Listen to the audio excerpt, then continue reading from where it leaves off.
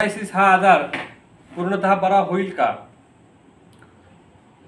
तर त्याची काही लक्षणे सांगतो, कारणं सांगतो. जी लोक सोरायसिसने ग्रस्त असतात तर ते म्हणतात की आम्हाला काय शाप वगैरे कशाचा कोणाला लागला की काय. आणि जनरली असं म्हटलं जातं, दोन्ही लोक जे आहे ते सांगतात बघा, सोरायसिस म्हणजे सूर्याचा शाप असं म्हणतात बघा, दोन्ही लोक म्हणतात. मग या शापाला, म्हणजे आपण हिंदू परंपरा पाळणारी माणसं आहोत, प्रत्येक शापाला उशापा असतो. बरं, ह्या उशाप काय आहे याचंही वर्णन मी तुम्हाला या व्हिडिओमध्ये देणार आहे.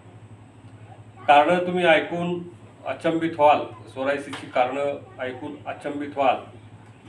हा सोरायसिस थोडासा त्रासदायक आजार असतो. सोरायसिस जरा जीवघेणा आजार असतो. सोरायसिसग्रस्त माणसं ही मेंटली थोडंसं डिप्रेशनमध्ये असतात. कारण जर खाज पुष्कळ प्रमाणात असेल, आग पुष्कळ प्रमाणात असेल तर त्याचा त्रास भयंकर होत असतो. या खाजी, या आगी ज्यांना ज्यांना होतात, त्यांना त्रास झालेला पाहून आपल्याला वाईट सुद्धा वाटतं. जर लहानपणापासून सोरायसिस आजार असेल, आपण त्याला अनुवंशिक असं म्हणू शकतो किंवा जन्मजात सोरायसिस आहे असं म्हणू शकतो, तर त्याविषयीची काही ट्रीटमेंट असते. ही ट्रीटमेंट वेगळी असते. जर खाण्यापिण्यातील दोषामुळं आजार झाला तर त्याची जी काही ट्रीटमेंट असते ही ट्रीटमेंट वेगळी असते. त्यामुळे सोरायसिसग्रस्त जे जे काही रुग्ण आहेत त्यांच्यासाठी आशेचा किरण हा व्हिडिओ होऊ शकतो. कारण मी जे काही उपाय तुम्हाला या व्हिडिओमध्ये सांगणार आहे ते उपाय अतिशय उच्च दर्जाचे, अतिशय खास असे उपाय आहेत. आणि या उपायानं बऱ्याच लोकांना मस्त रिझल्ट मिळालेले आहेत. आणि ते घरगुती उपाय आहेत.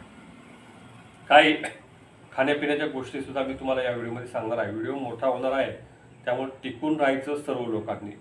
टिकून राहायला तर तुम्हाला तुमच्या जे काही मित्रपरिवार आहेत, आप्तेष्ट आहेत, त्यांच्यापर्यंत हा व्हिडिओ 100% फायद्याचा ठरेल.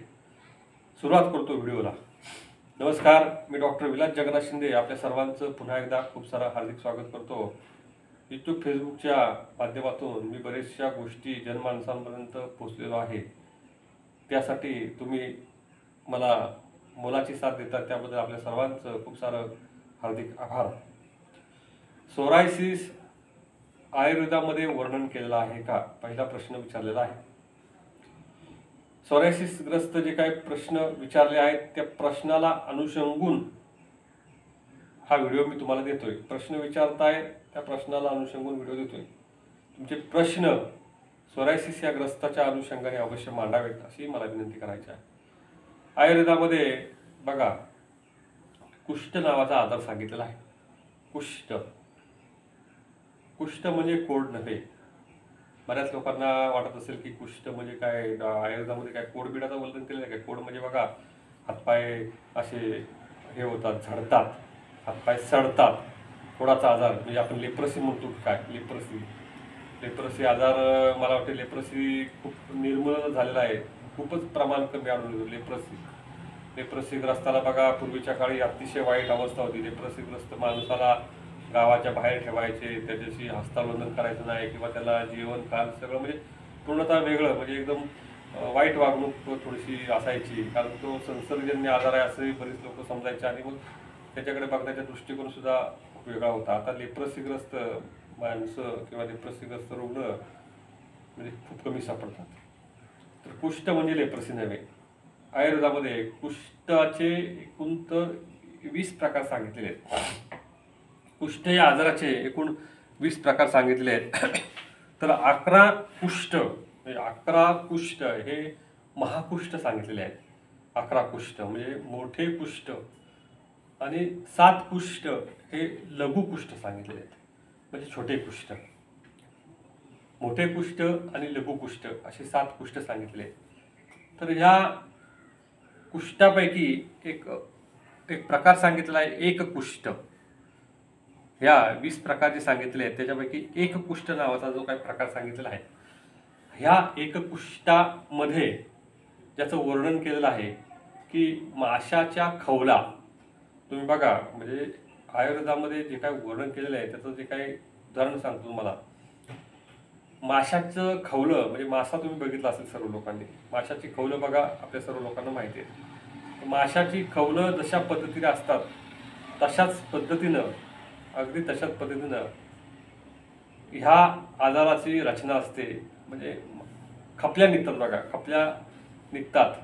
खाज भयंकर असते. या सोरायसिसग्रस्त लोकांच्यामध्ये ज्या काही खाजा असतात त्या खाजा भयंकर असतात. अशा चकत्या चकत्या असतात बघा. म्हणजे आजारात समजा ह्या ठिकाणी समजा कुष्ठ प्रकार आहे तर अशा चकत्या चकत्या निघतात बघा. अशा गोल गोल गोल अशा असतात. आणि आपण कोंडा म्हणतो बघा, कोंडा असा असा समजा ह्या ठिकाणी समजा हे असेल तर वाढत वाढत जातं आणि कोंडा निघतो. हा कोंढा हा त्रासदायक असतो. या कोंड्याला खाज असते, या कोंड्याला आग असते आणि खाजून जखम करणे आपल्याला एक मराठीमध्ये म्हण आहे. तर त्याचा प्रत्यय आपल्याला या ठिकाणी येत असतो. तर एककुष्ठ म्हणजे सोरायसिस ही गोष्ट आपण सर्व लोकांनी लक्षात घ्यावी. जन्मजात अनुवंशिक सुद्धा सोरायसिस असतो. अनुवंशिक सोरायसिसमध्ये जिभेला सुद्धा सोरायसिस असतो. असे रुग्ण आम्ही बघितले आहेत. शौचाच्या जागेला जर सोरायसिस असेल, संडासच्या जागेला, तर त्याचा त्रास महाभयंकर असतो. शौचाच्या जागेला सोरायसिस त्रास असेल तर तो त्रास महाभयंकर असतो. त्वचेला जो काय सोरायसिस असेल त्याचा त्रास सुद्धा महाभयंकर असतो. तर याची कारणं आपण या ठिकाणी बघू. पूर्वजन्म पूर्वकर्म असं शास्त्रामध्ये वर्णन केलेलं आहे. पूर्वजन्म पूर्वकर्म. पूर्वी जर तुम्ही वाईट कृत्य केले असेल, वाईट कर्म केले असेल तर सोरायसिस होतं असं पूर्वीच्या काळी म्हटलं जायचं. आता हे मानणं न मानणं हा प्रत्येकाचे विचार असतात. परंतु ज्या काही गोष्टी असतात त्या गोष्टी तुमच्यापर्यंत पोचवणं हे गरजेचं आहे. तर पूर्वजन्म किंवा पूर्वाचरण आपण असं म्हणतो. पूर्वाचरण म्हणजे पूर्वीच्या काळी तुम्ही मागच्या जन्मी जर वाईट कृत्य केलं असेल, पाऊस चालू झालेला आहे त्यामुळे आवाज येतोय काय सांगा. मागच्या जन्मी जर तुम्ही वाईट कृत्य केलं असेल तर ह्या जन्मी ते भोगावं लागतं असं हिंदू धर्मशास्त्रात वर्णन केलं. तर हा वादाचा विषय. काही लोकांना तो पटेल, काही लोकांना तो पटणार नाही. प्रत्येकाचे वैयक्तिक विचार. आम्ही तुम्हाला हे जे काही विचार आहेत हे विचार लादत नाही.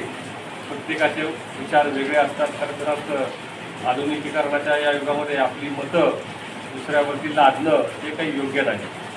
मतं ही लादता कामा नयेत. मतं ही लादता कामा नयेत. तर तुम्ही आंबट, तिखट, खारट, मसालेदार पदार्थ जर आहारामध्ये पुष्कळ प्रमाणात असतील, जर तिखट पदार्थ, मसालेदार पदार्थ याचा जर तुम्ही जास्तीत जास्त वापर करत असाल तर तुम्हाला सोरायसिस होतो. त्याची संप्राप्ती अशी आहे की संप्राप्ती सांगणं गरजेचं असतं. का होतो तर तिखट वस्तू, खारट वस्तू, आंबट वस्तू, लोणची, पापड, दही, ताक हे खाल्ल्यामुळं होतं काय की आपल्या शरीरामध्ये उष्णता वाढते. आपल्या शरीरामध्ये रक्तामध्ये उष्णता वाढते, रक्तामध्ये क्लिरता वाढते, रक्तामध्ये घनता वाढते, रक्तामध्ये जडता वाढते. आणि जडता, घनता, क्लिरता वाढल्यामुळं रक्त हे सर्वव्यापी आहे, सर्व लोकांना मान्य आहे. त्यामुळं खाज हा प्रकार जास्त प्रमाणात होतो. कफाचा वापर जास्त झाल्यामुळं, वाताचा जर जास्त असेल तर तो सर्वव्यापी पसरतो आणि खाज हे लक्षण अतिशय प्रमाणात या सोरायसिसमध्ये दिसून येतं. सोरायसिस त्रास बरा होऊ शकतो का? होय, सोरायसिस त्रास हा बरा होऊ शकतो. जर तो अनुवंशिक असेल तर तो आपल्याला त्याची लक्षणे मात्र कमी प्रमाणात करता येतात. ही गोष्ट आपण सर्व लोकांनी लक्षात घेणं गरजेचं आहे. ही गोष्ट सगळ्या लोकांनी लक्षात घेणं गरजेचं असतं. सोरायसिस त्रासाचं एक कारण आम्ही असं अभ्यासलं की जे लोक रात्री जागरण जास्त करतात, रात्री जागरण करणारे जे काही मंडळी आहेत तर त्यांना सोरायसिस त्रास हा जास्त प्रमाणात झालेला आम्ही पाहिलेला आहे. आणि सोरायसिस हा पोलीस वर्ग ज्यांना जागरण करायला लागतं, रात्रपाळीचे कामगार जे असतात त्यांना जागरण करायला लागतं, जेव्हा ड्युटी वर्कर असतात किंवा जे वॉचमन मंडळी असतात त्यांना जर हा त्वचाविकार झाला तर तो बरा व्हायला त्रासदायक असतो. कारण भूतलावर असा नियम आहे की रात्री झोपा, दिवसा जागा. तुम्ही निसर्गाच्या विरुद्ध गेलात तर तुम्हाला 100% त्रास हा होत असतो. निसर्गाच्या विरुद्ध आपण गेलात तर तुम्हाला टक्का टोनपा 100% मिळत असतो. ही गोष्ट आपण सर्व लोकांनी लक्षात घेणं गरजेचं असतं.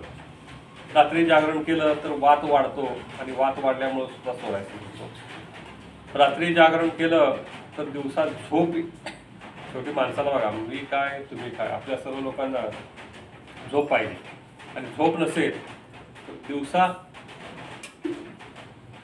रात्री जर आपण जागरण केलं तर दिवसात झोपतो माणूस, व कफ वाढतो.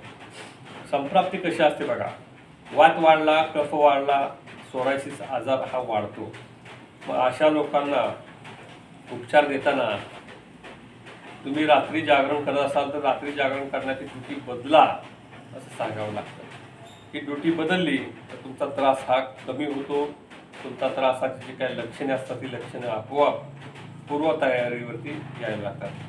तुमच्या ज्या काही कमेंट्स असतील, त्वचाविकाराचा विषय चाललेला आहे, त्या विषयाच्या अनुषंगानं तुम्ही तुमच्या कमेंट मांडा अशी मला सर्व लोकांना विनंती वजा सूचना करायची आहे.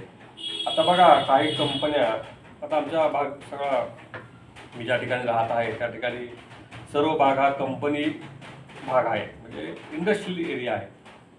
तर इंडस्ट्रियल एरियामध्ये जे काही वेगवेगळे रासायनिक पदार्थ सोडले जातात त्याचा सुद्धा त्रास होऊ शकतो. आता मूलबाळ नाही अशी समस्या घेऊन आमच्याकडे एक रुग्ण आला होता. त्यावेळेला कुठलं केमिकलचा वापर तुझ्या कंपनीमध्ये, कुठल्या केमिकलचा संपर्क होतो असं ज्यावेळेला विचारलं त्यावेळेला त्यांनी असं सांगितलं त्यांना, बाबा तू कंपनी सोड किंवा जॉब बदल किंवा दुसरं काहीतरी विभागात जा, अशी त्यांना सूचना आम्ही केली. त्यांनी पाळली, औषधोपचार चालू केले आणि त्यांना म्हणजे समस्या होती, मूल जन्माला नाही म्हणजे बाळ होत नव्हतं, तर समस्येचं निराकरण झालं. आयुर्वेदामध्ये निदान परिवर्जनम सांगितलं आहे. आयुर्वेदामध्ये हेतू परिवर्जनम सांगितलं आहे. निदान हेतू म्हणजे ज्या कारणामुळं, जर माझा गुडघा दुखतोय बघा, गुडघा दुखतोय आणि या गुडघा दुखण्यामागं जर मी वातूळ पदार्थाचं सेवन हे कारण असेल, म्हणजे मला शिळ पदार्थ आवडत असेल, शिळ पदार्थ विशेषतः स्त्रिया या खूप मोठ्या प्रमाणात म्हणजे वापर करतात. शिळा एखादा चपाती म्हणा किंवा भात परतून खाणे हा प्रकार आपल्या सर्व लोकांना माहिती असेल. भात परतून खाणे, शिळं पाकं खाणं याचा परिणाम हा पचनक्रियेवरती थेट होतो आणि पचनक्रियेवरती थेट झाल्यामुळं वात वाढतो, पोटात गॅसेस होतात, वेगवेगळ्या समस्या होतात. त्यामुळं ही गोष्ट आपण सर्व लोकांनी लक्षात घेणं गरजेचं असतं. विषारू वायूचा संपर्क जर आला अति प्रमाणात तर सोरायसिसचा त्रास हा वाढताना दिसतो. त्यामुळे विषारी वायूचा संपर्क येत असेल ज्यांना, त्यांनी तो टाळावा, ड्युटी दुसरीकडे बदलून घ्यावी किंवा ती नोकरी सोडावी. ही गोष्ट आपण सर्व लोकांनी, आता विषारी वायू कुठले तर आपल्या सर्व लोकांना माहिती आहे, त्याच्या खोलामध्ये मी काय जात नाही, म्हणजे कुठले विषारी वायू असतात, कुठले चांगले वायू असतात आणि शेवटी चेक कसं असतं, जे काही केमिकल असतात ते केमिकलचा आपल्याला शरीरामध्ये थोडा फार प्रमाणात संपर्क आला तर त्याचे दुष्परिणाम हे होतच राहतात. ही गोष्ट आपण सर्व लोकांनी लक्षात घेणं गरजेचं असतं. सोरायसिसचे रुग्ण आम्ही ज्यावेळेला पाहतो त्यावेळेला एक कॉमन असं दिसून आलं की अतिविचार करणारी जे काही मंडळी आहेत, खूप विचार करतात बघा. आताच्या काळात विचार करणं म्हणजे खूप विचार करतात लोक. अतिशय विचार करणं हे काय चांगलं लक्षण नाही. बारीक बारीक गोष्टीमध्ये तुम्ही जर विचार करत बसलात तर अवघड आहे. जीवनामध्ये बऱ्याच समस्या बऱ्याच लोकांच्या येत असतात. जीवनामध्ये ताणतणाव, सुखदुःखाचे प्रसंग आपल्या सर्व लोकांच्या आयुष्यात येत असतात. सुखाच्या प्रसंगी धीराने काम करणं, दुःखाच्या प्रसंगी मन स्थिर ठेवणं, एवढं जरी केलं तरी सुद्धा आयुष्य निभावून जातं. प्रत्येकाला जमतं असं नाही. माणसं खूप डिप्रेशनखाली, नैराश्यग्रस्त खाली जगत असतात, एकदम ताणतणाव घेत असतात, एकदम टेन्शन घेत असतात. तर लोक हो, या व्हिडिओच्या अनुषंगाने मला तुम्हाला सर्व लोकांना सांगणं आहे, तुम्ही ताणतणावग्रस्त, चिंताग्रस्त जीवन जगू नका. आपल्या म्हणजे आमच्या वारकरी संप्रदायामध्ये सांगितलेलं आहे की चिंता करतो विश्वाची, असा जो काय भाव असतो हा भाव दुःखाचा आहे. तुम्ही बरेच बारीक बारीक गोष्टीत माणसं खूप चिंता करतात. चिंता ही तुमच्या शरीराची चिता ती जवळ करत असते. त्यामुळे चिंता ही टाळावी असं मला सर्व लोकांना एक आव्हान आहे. अति प्रमाणात टेन्शन घेणं, अतिशय विचार करणं हे वाईट आहे. त्यामुळं अतिविचार करू नका. अतिविचारामुळे सोरायसिस झाला असेल किंवा कुठल्याही प्रकारचा त्वचाविकार झाला असेल तर अतिविचार टाळा, तर तुम्ही लवकरात लवकर बरे व्हाल. ही गोष्ट आपण सर्व लोकांनी लक्षात घेणं गरजेचं असतं. बघा, बऱ्याच लोकांचं पोट नीट साफ होत नाही. पोटाच्या तक्रारी बऱ्याच लोकांना असतात. त्या पोटाच्या तक्रारी मागं ग्रहणी आजार आहे का हे पाहावं लागतं. ग्रहणी या आजारामध्ये होतं काय की काही वेळेला संडासला पातळ होते, काही वेळेला संडासला घट्ट होते, काही वेळेला संडासला होतच नाही, काही वेळेला जुलाबून लागतात. जर तो ग्रहणी आजार असेल तर तुम्हाला जो काही स्किनचा कुठल्याही प्रकारचा आजार झाला असेल तो बरा व्हायला अडचणी असतो. तुम्हाला जर पोटामध्ये वारंवार जंत होत असतील तर तुमचा स्किनचा आजार बरा व्हायला वेळ लागतो. त्यामुळे ॲलोपॅथिक डॉक्टरांकडे ज्यावेळेला त्वचाविकाराची ट्रीटमेंट घेतात बरीच रुग्ण, त्यावेळेला अल्बेंडेझॉल अशा ज्या काही गोळ्या असतात दंत निर्मूलन करण्याचा एक गोळ्या या ठराविक डोस दिले जातात. बघा, म्हणजे कुठल्याही ॲलोपॅथिक डॉक्टरकडे गेला तुम्ही त्वचाविकारासाठी तर दंत पोटात आहेत असं गृहीत धरून औषधोपचार केले जातात. म्हणजे तुम्हाला या गोष्टीची कल्पना सुद्धा असेल. त्यामुळं दंताचा विचार हा करावाच लागतो. कारण हे दंत आपलं अंग आहे ते पोखरत असतात आणि आपला आजार पण वाढत असतात. ती गोष्ट लक्षात घेणं गरजेचं असतं. आता पोट साफ नाही. आता काही लोकांची अशी अवस्था असते, सोरायसिसची ज्यावेळेला आम्ही रुग्ण पाहतो, 2-2, 3-3, 4-4 दिवस त्यांना संडास होत नाही. जेवण तर जातंय, भूक तर लागते, खाल्लेलं पचतंय पण तरी पोट साफ होत नाही. आता पोट साफ होत नाही, संडासला खडा होतोय, संडासला शौचाला जाताना असे कुंथावं लागतंय, तुकडे पडतायत, कळ मारते, हे जे काही लक्षण आहे यानं होतं काय की पोटामध्ये गॅसेस होतात, पोटात उष्णता वाढते, ती रक्तात जाते, रक्तात गेले की मग सोरायसिस त्रास हा वाढत जातो. हा विकार असणाऱ्या लोकांनी पोट साफ व्हायची ट्रीटमेंट घेतली पाहिजे. एक उपाय सांगतो पोट साफ होण्यासाठी, एकदम साधा सिंपल उपाय. याच्यासारखा साधा सोपा उपाय तुम्हाला कोणीही सांगणार नाही. पोट साफ होण्यासाठी एक साधा सोपा उपाय सांगतो तुम्हाला.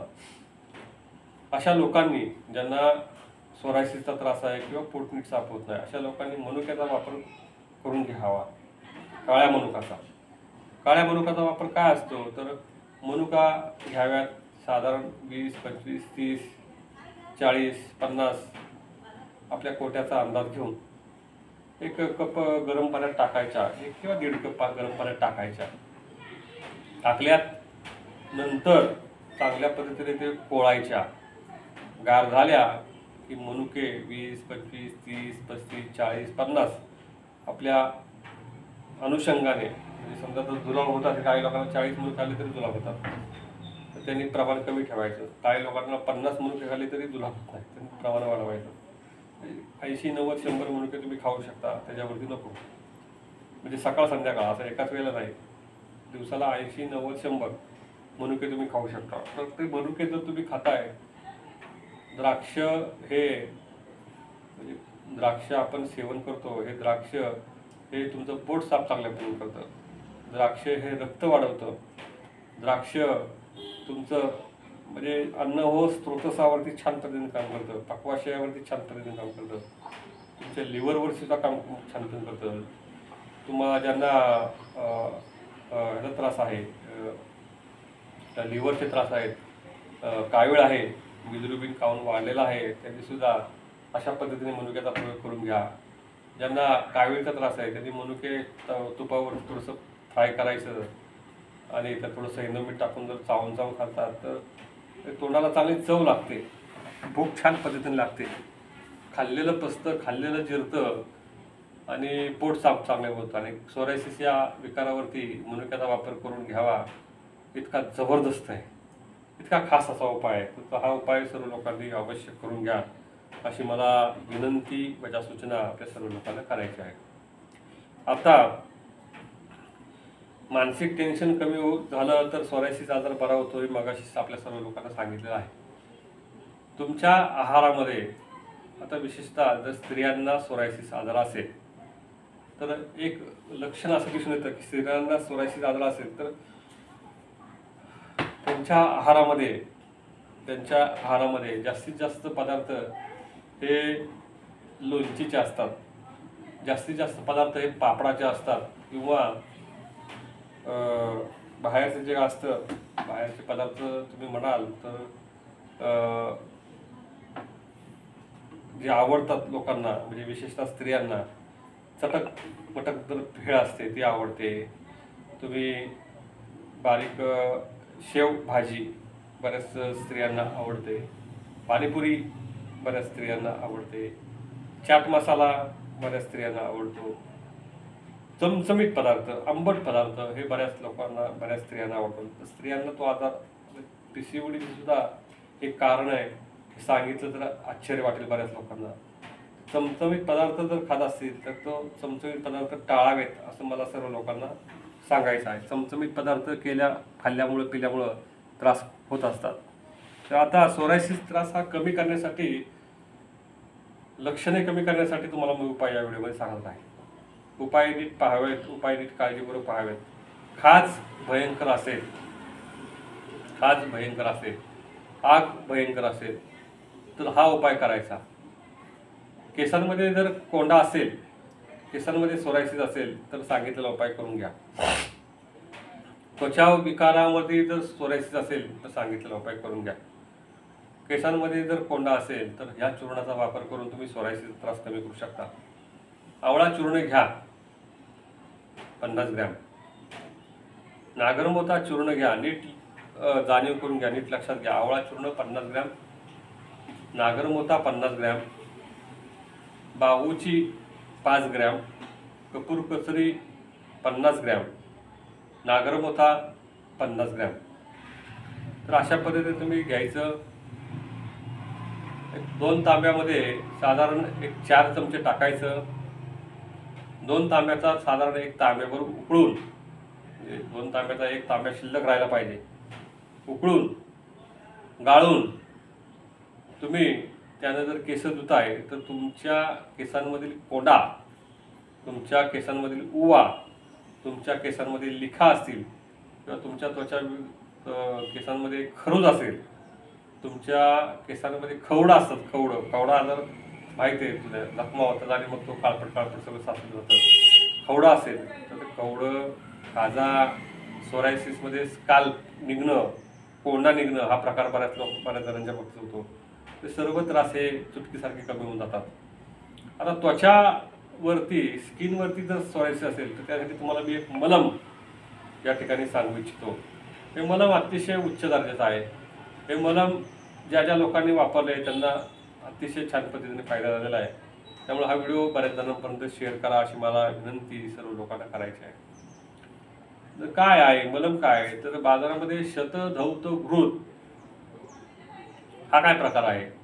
शत म्हणजे 100, धौत म्हणजे धुतलेलं, घृत.